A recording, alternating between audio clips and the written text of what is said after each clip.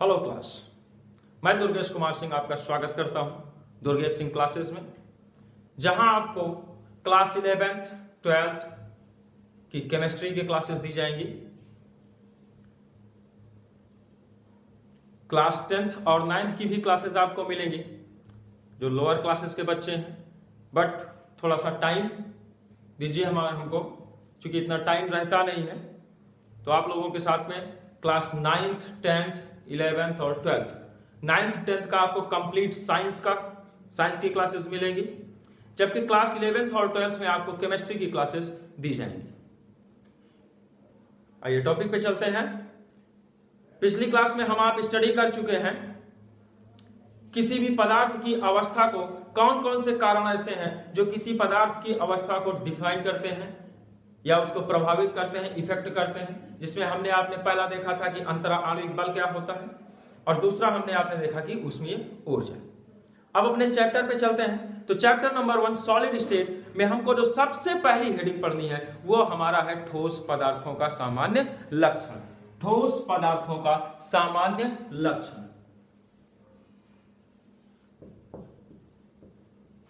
ठोस पदार्थों का सामान्य लक्षण।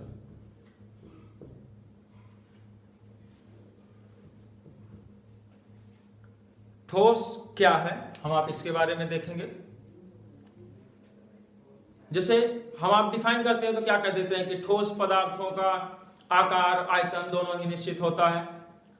तो जनरल प्रॉपर्टी हमारी सबसे पहले ये बन जाती है कि ठोस पदार्थों का द्रव्यमान, आयतन, आकार, आकृति निश्चित होता है। इनके आयतन और आकृति पर उस पात्र के आकार का कोई प्रभाव नहीं पड़ता है जिसमें ये रखे जाते हैं।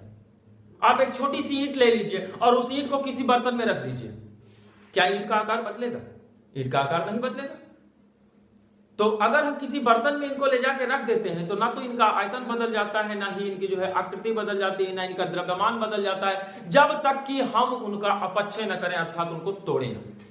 अगर तोड़ देते हैं तो उनकी साइज छोटी हो जाएगी, लेकिन उनके आयतन पर या उनके घनत्व पर किसी भी प्रकार का प्रभाव नहीं पड़ेगा। पर सेंटीमीटर क्यूब वॉल्यूम में देखेंगे तो उसकी जो डेंसिटी होगी वो हमारी फिक्स होगी, वो डेंसिटी हमारी परिवर्तित नहीं होती है।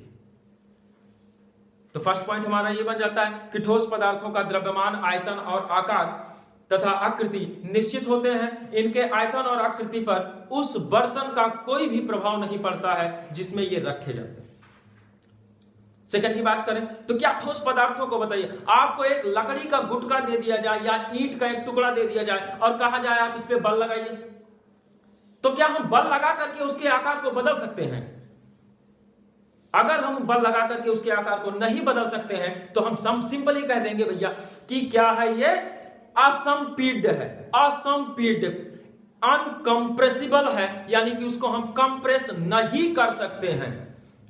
तो ठोस पदार्थ कठोर और असंपीड्य होते हैं। अगली क्वालिटी क्या हो जाएगी? इंटरमॉलिक्यूलर फोर्स के अकॉर्डिंग देखेंगे तो सबसे पहले आपको कल के वीडियो में बताया जा चुका है कि इनके मध्य, ठोसों के मध्य अंतरा आणविक बल बहुत ही अधिक होता है। ठोसों के मध्य अंतरा आणविक बल बहुत ही अधिक होता है। चलिए फर्स्ट पॉइंट क्या हो गया? इनका आकार, आयतन, आकृति, द्रव्यमान निश्चित होता है। सब क्या होते हैं? निश्चित होते हैं। सेकंड में बात करेंगे तो इनके आकार पर बर्तन के आकार का, बर्तन मतलब पात्र जिसमें ये रखे जाएंगे, बर्तन के आकार का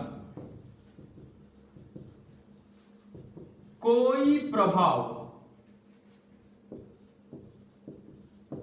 नहीं पड़ता है जिसमें ये रखे जाते हैं,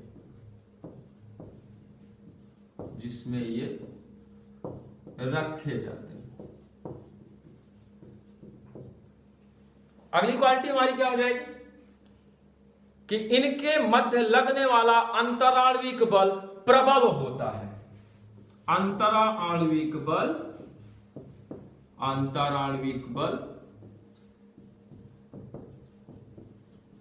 प्रबल होता है।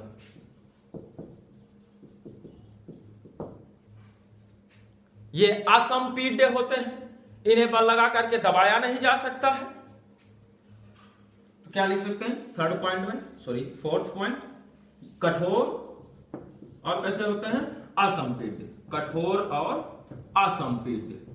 असंपीड्य का मतलब होता है कि जिसे हम दाब लगा करके, बल लगा करके उसके आकार में किसी भी प्रकार का परिवर्तन नहीं कर सकते हैं, उस पदार्थ को हम आप कहेंगे असंपीड्य, अर्थात इनकंप्रेसिबल, वो कंप्रेस नहीं किया जा सकता है। अगली क्वालिटी हो जाएगी हमारी, इनके अवयवी कणों के बीच की दूरियां। अवयवी कण सॉलिड है तो आपका अणु होगा, मेटल वगैरह लेंगे तो उसमें क्या हो जाएगा, एटम हो जाएगा। तो हम ये कह सकते हैं कि अवयवी कण अणु, परमाणु या आयन, अणु, परमाणु या आयन, इनके बीच की दूरियां बहुत ही इतना पास पास होते हैं, इतना पास पास होते हैं कि उनको हम आप नग्न आंखों से देख ही नहीं सकते। बहुत, एक तो पहला नंबर बहुत छोटे होते हैं। आपने क्लास 11th में पढ़ा होगा कि भैया परमाणु का जो आकार होता है वो 10⁻⁻10 पैरामीटर का होता है। पैरामीटर परास, माप 10⁻⁻10 यानी कि 1 एंगस्ट्रॉम के परास का होता है। और न्यूक्लियस की बात करें, नाभिक की बात करें तो नाभिक हमारा जो होता है 10⁻⁻15 के परास का होता है। तो इसीलिए ये इतना क्लोजली पैक्ड होते हैं, सॉलिड जो होते हैं इतना पास पास होते हैं, इतना पास पास होते हैं कि बहुत ही कम दूरी होती है। तो उस दूरी को हम आप नगण्य मान सकते हैं। तो ये कहा जा सकता है कि इनके अणुओं के मध्य या इनके अवयवी कणों के मध्य, अवयवी कणों के मध्य, अवयवी कणों के मध्य दूरियां, अवयवी कणों के मध्य दूरियां बहुत ही कम होती हैं, बहुत ही कम होती हैं। अब जब इनके बीच डिस्टेंस बहुत कम होगी तो सीधी सी बात है कि इनके कणों में बहुत ज्यादा हलचल नहीं होगी। और जब बहुत ज्यादा हलचल नहीं होगी इनके कणों में, तो क्या ये इधर उधर गति कर सकते हैं? नहीं कर सकते। तो हम आप सिंपल सा कह सकते हैं कि भैया इनके अवयवी कणों की स्थिति निश्चित होती है, किंतु ये अपनी माध्य स्थिति के इधर उधर गति कर सकते हैं, अर्थात वाइब्रेशन गति कर सकते हैं। वाइब्रेशन सबको पता होगा, फोन वगैरह सब चलाते हैं तो वाइब्रेट मोड क्या होता है, फोन जिसमें आपका कंपन करने लगता है। तो वही चीज है आपका कि कण, जो ठोसों के कण है वो अपनी ही जगह पे अपनी मध्यमान स्थिति के इधर उधर थोड़ा सा गति कर लेते हैं, तो उसको हम आप बोल देते हैं दोलन गति। तो ये कह सकते हैं कि इनकी स्थिति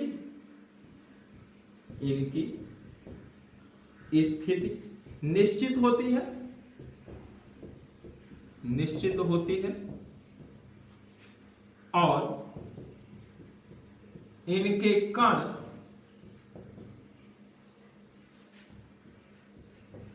अपनी स्थिति पर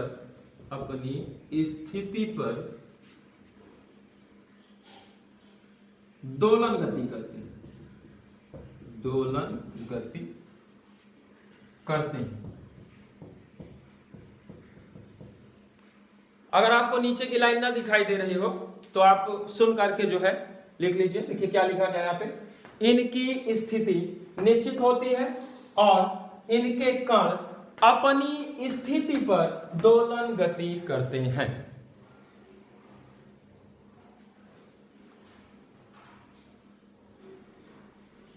क्लियर हो गया होगा। और अगर आपको यह वीडियो पसंद आया है तो चैनल को सब्सक्राइब करें, लाइक और शेयर करना ना भूलें, अपने दोस्तों को भी बताएं। और आपकी जो भी केमिस्ट्री की प्रॉब्लम्स हो आप उसको कमेंट बॉक्स में भेजें, आपकी सारी समस्याएं दूर करने के प्रयास किए जाएंगे। धन्यवाद।